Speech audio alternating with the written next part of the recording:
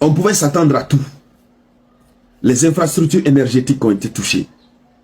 Vous avez des sous-stations électriques qui ont été touchées, les métros aux arrêts. Mais ce qui retient l'attention, encore une fois, du monde, c'est l'aérodrome des F-16. Poutine avait promis,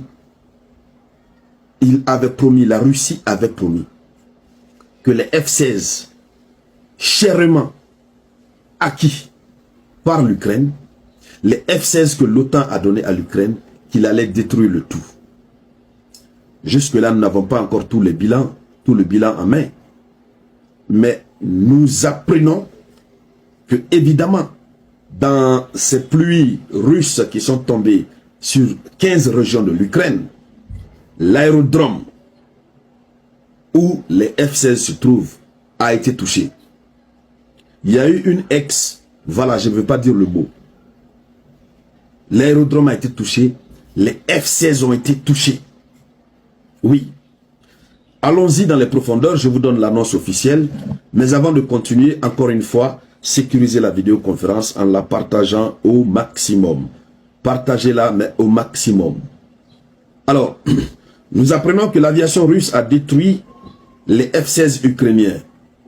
Des hangars avec des F-16 ont été touchés dans la région d'Ivano-Frankivsk. C'est dans cette région où il y a des hangars où les F-16 se trouvent. C'est dans l'ouest de l'Ukraine. Leur emplacement a été révélé hier. Vous savez, depuis hier, l'information avait commencé à circuler. Que la Russie avait reçu les coordonnées géographiques avec précision de là où se trouvent les F-16. Et je crois que c'est ce que la Russie attendait. Le premier programme de pluie russe que la Russie avait prévu sur l'Ukraine, c'était prévu pour le 24 août, la fête de l'indépendance. Mais je crois qu'ils n'avaient pas encore reçu les coordonnées des F-16. Donc hier soir, aux environs de 23h GMT, le ministère de la Défense russe a annoncé, selon des sources qui ont rapporté, que le ministère aurait eu les coordonnées géographiques technologiques des F-16. Et ils savent l'emplacement de chaque F-16 avec précision. Et ce qu'il ne faut pas oublier, c'est que la Russie a des armes de précision, mais de haute précision. Ils ont des usines qui produisent. Ils ont consacré la plupart de leur activité à ça. Des gens sont formés à l'école uniquement pour ça. Lorsque les Américains fabriquent tel type d'appareil, eux aussi, ils rentrent à l'usine. Des chercheurs passent le temps rapidement. Ils font tourner la matière grise. Ils trouvent des produits chimiques et autres, des composantes qui peuvent toucher l'appareil et détruire au même moment. Oui. Et donc, avec ces coordonnées qu'ils avaient, ils n'ont fait que activer à partir de la Russie. Et puis voilà. À l'instant où nous sommes en train de parler, mesdames, mesdemoiselles et messieurs, la situation est très très difficile en Ukraine. La situation est catastrophique. On assiste à un revirement de la situation. Oui. Et la peur change de camp. L'OTAN est paniquée. L'OTAN ne sait même pas que dire. Volodymyr Zelensky, pour le moment, très paniqué, en tout cas jusqu'au moment où je suis en train de réaliser la vidéoconférence, il est exactement 13h GMT. Volodymyr Zelensky n'a fait que dire, l'Ukraine sera reconstruite. C'est tout. Jusque-là. Alors, continuons en profondeur, mais je vous demande de partager la vidéoconférence au maximum. Oui. Donc, c'est à la veille, hier, que le commandant de l'armée de l'air ukrainienne, Oleshchuk, a montré une vidéo dans laquelle il était possible de déterminer à partir d'images fixes que les chasseurs fournis par les Pays-Bas et le Danemark étaient stationnés dans ces installations.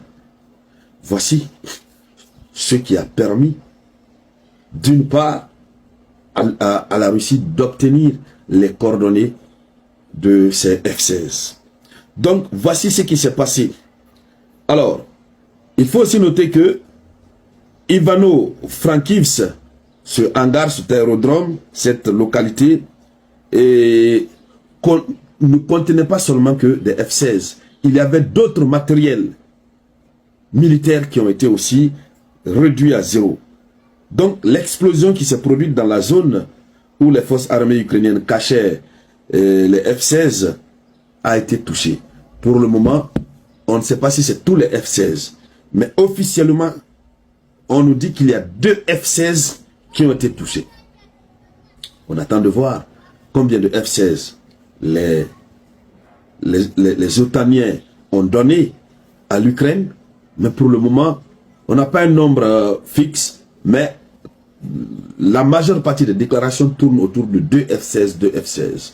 D'abord, il était impensable qu'à distance, la Russie pouvait détruire les F-16. Les F-16 sont le dernier espoir de l'OTAN et de l'Ukraine. On sait comment Volodymyr Zelensky a fait les 4 pattes derrière les F-16. Combien de fois il a pleuré derrière ça? Il a même envoyé sa femme au Congrès américain pour aller plaider le sort de l'Ukraine en 2023 pour qu'on accepte simplement de donner les F-16. Voici ce que la Russie fait de ces F-16. Alors, quelle va être la réaction de l'Ukraine? Quelle va être la réaction de l'Ukraine-OTAN? Comment est-ce que l'OTAN va réagir puisque ça fait très mal? Puisque là, la Russie a touché là où ça fait vraiment niam-niam.